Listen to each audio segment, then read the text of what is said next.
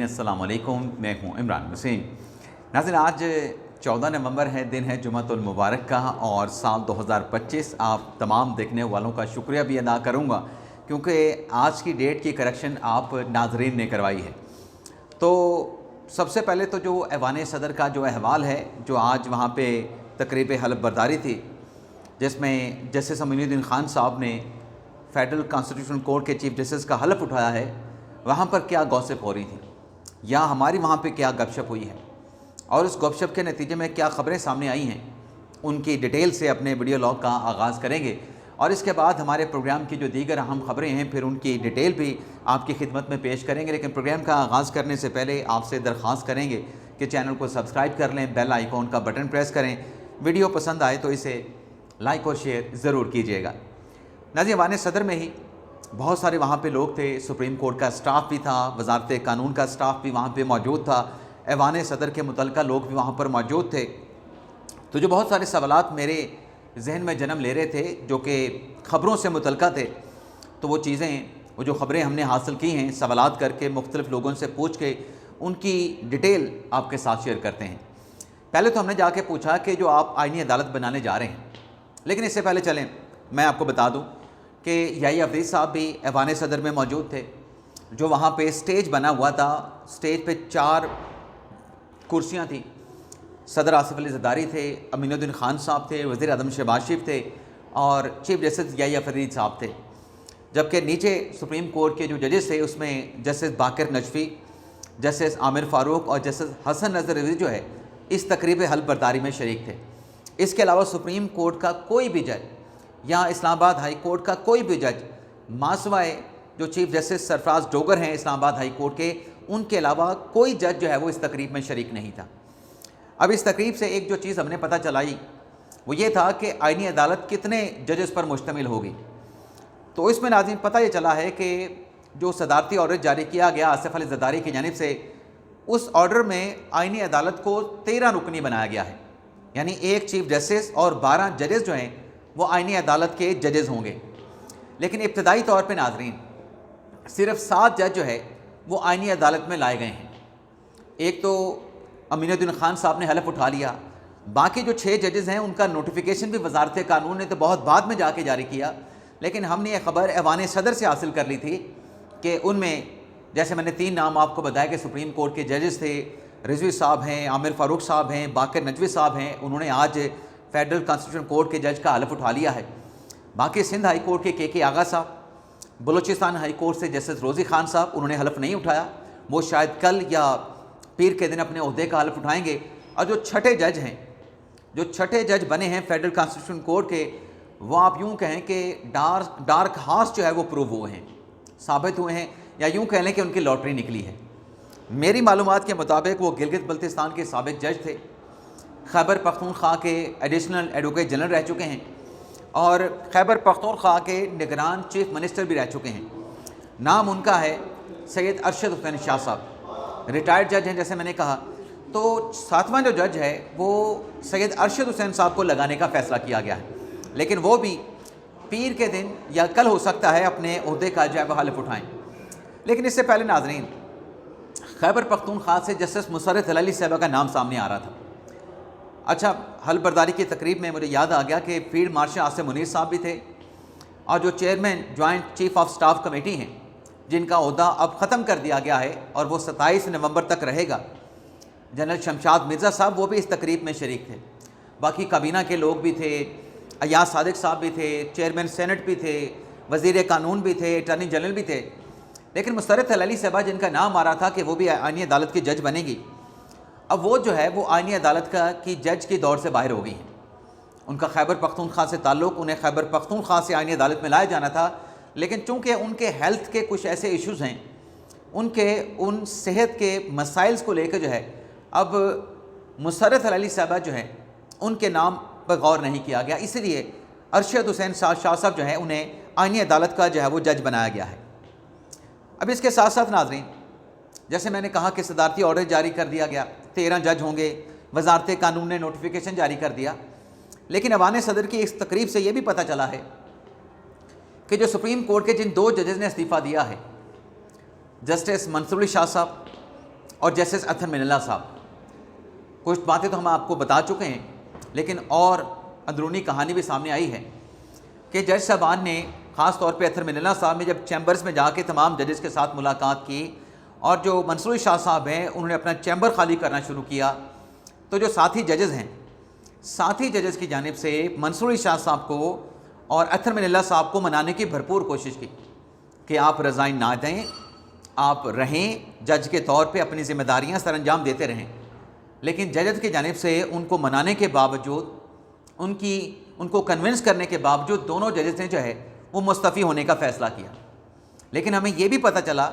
कि जहाँ दोनों जज साहबान ने इस्तीफ़ा दिया है उसमें वो ख़दशे वाली बात भी थी कि 7 जज जो आईनी अदालत में लगने जा रहे हैं, जिनके नाम सामने आ रहे हैं, इन जजेस के लगने के बाद अगर हमें आईनी अदालत में ले जाया गया तो हम तो जूनियर जज हो जाएंगे,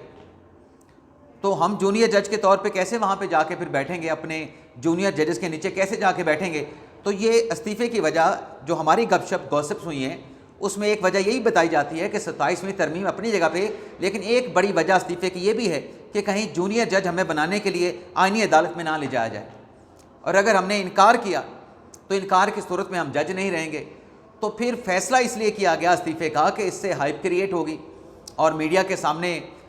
मतलब एक जो तासुर है इस्तीफ़ा देने पे कुछ और जाएगा, लेकिन अब अगर हमने जज बनने से इनकार किया तो फिर वो तासुर नेगेटिव जाएगा। तो ये मीडिया हाइप के लिए या हमदर्दियों के लिए भी इस्तीफ़ा देने का फ़ैसला किया गया है। अच्छा, जो कल रातें हम बातें कर रहे थे कि मज़ीद जजेस के इस्तीफ़े भी एक्सपेक्टेड हैं, उससे पहले मुसर्रत हलाली साहबा ने इनकार नहीं किया। जैसे मैंने कहा कि वो ऑटोमेटिकली दौर से बाहर हो गई, क्योंकि अगर वो आईनी अदालत की जज बनने से इनकार करती तो वो भी जज ना रहती। तो एक ये चीज़ भी है। बाकी नाज़रीन, मैंने आयशा मलिक साहबा से मुतल्लिक़ भी आज सुप्रीम कोर्ट में मुख्तलिफ़ लोगों को खरीदा, मुख्तलिफ़ लोगों से जानने की कोशिश की, और इसी तरीके से जस्टिस मुनीब अख्तर साहब,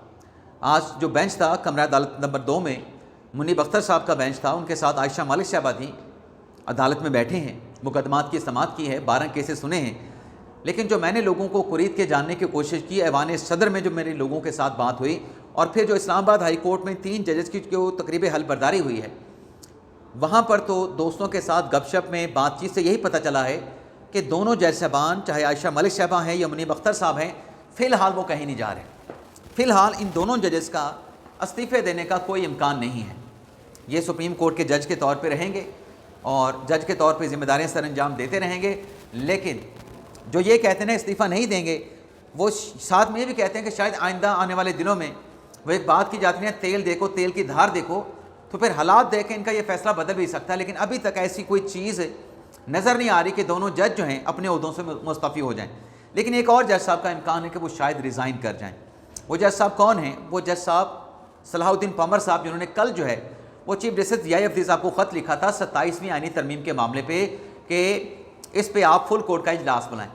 अब फुल कोर्ट का इजलास जब मैं प्रोग्राम रिकॉर्ड कर रहा हूँ, लगता तो यही है कि कुछ देर के बाद शुरू हो जाएगा, और जब आप हमारा प्रोग्राम देख रहे होंगे तो फुल कोर्ट का इजलास भी शुरू हो चुका होगा। और फुल कोर्ट के इजलास की जो इंटरनल ख़बर है, अच्छा जी, फुल कोर्ट का इजलास भी हो गया। फुल कोर्ट के इजलास में जो 2025 के जो रूल्स हैं सुप्रीम कोर्ट के, उनका जायज़ा लिया गया है। चीफ जस्टिस ज़िया अफरीदी साहब ने इस इजलास की सदारत की है, और इसमें जो नए रूल्स हैं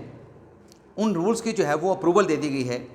और इलामिया में सुप्रीम कोर्ट में ये कहा गया है कि अदालती कारकर्दगी बेहतर बनाने के लिए नए जो रूल्स हैं मुरतब कर लिए गए हैं। मुश्किलात के जायज़े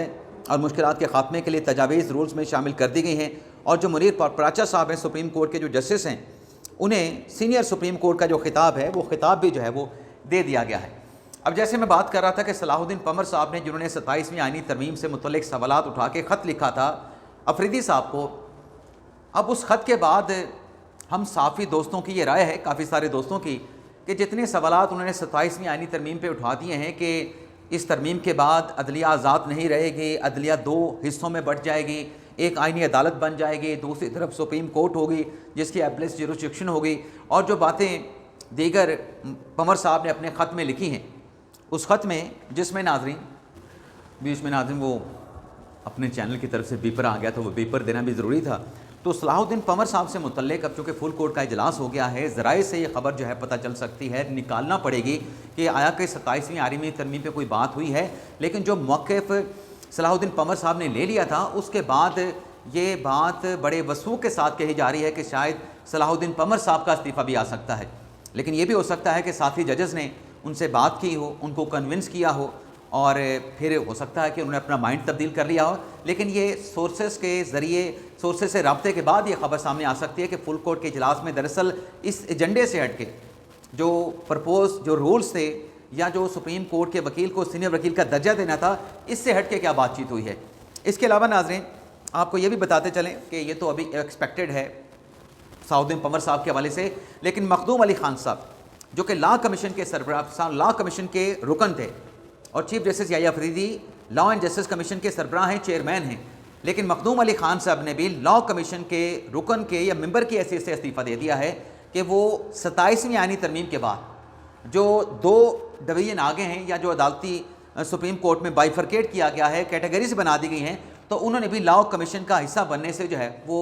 ریزائن کر کے جو ہے وہ معذرت کر لی ہے، تو وہ بھی اپنے عہدے پہ برقرار نہیں رہے۔ باقی جو 2 ججز کے استعفے کا معاملہ تھا اس پر آج جو اسمبلی ہے، نیشنل اسمبلی کے اجلاس میں بھی بات چیت کی گئی ہے، خاص طور پہ جو وزیر دفاع خواجہ آصف صاحب ہیں اور مسلم لیگ نواز کی جو خاتون رہنما ہیں انوشا رحمان نے، انہوں نے دونوں ججز کو جو ہے وہ ہدف تنقید بنایا ہے۔ خواجہ آصف صاحب نے اسمبلی میں کہا کہ نواز شریف کو نکالنے میں عدلیہ کا بڑا کردار تھا، اور 10 سال پہلے نواز شریف کے خلاف جو ہے وہ عدلیہ کو استعمال کیا گیا، اور خواجہ آصف صاحب نے یہ بھی کہا کہ یہ جو استعفے دونوں جج صاحبان کی طرف سے دیے گئے ہیں، ان کا اگر متن پڑھا جائے یہ تو استعفیٰ نہیں، یہ تو بلکہ ایک سیاسی بیانیہ دونوں ججز نے دیا ہے، اور میں نے رات بھی یہ بات کی تھی کہ یہ ججز کے جو استعفے ہیں یہ استعفے کم اور خطوط جو ہے وہ زیادہ لگتے ہیں، اور خواجہ آصف صاحب نے اپنے سٹیٹمنٹ میں یہ بھی کہا نیشنل اسمبلی کے فلور پہ خطاب کرتے ہوئے کہ اطہر منلہ صاحب جو اب آئین اور پتہ نہیں کیا کیا باتیں کرتے ہیں، یہ پرویز مشرف کے دور میں ان کی صوبائی کابینہ کے رکن تھے، وزیر تھے خیبر پختونخوا میں، اور پھر اپنے خواجہ آصف صاحب نے پاناما کا ذکر بھی کیا